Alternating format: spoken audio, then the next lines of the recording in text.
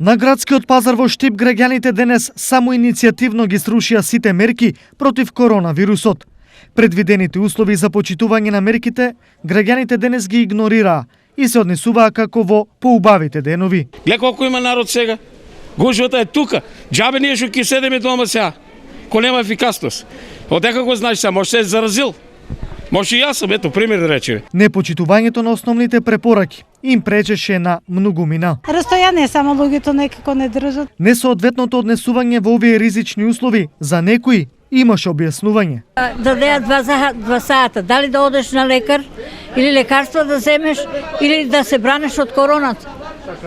Да ни дадат малку повише време на пензионерите. Ние сме оболени со рака скршена, со 300 болести. Мора да позарувате. Мора да позарувам. На голема мана на првија другарите. Пензионерите и на тераа гужви да прават. А во ова време пензионерите дома ќе беа од пазар.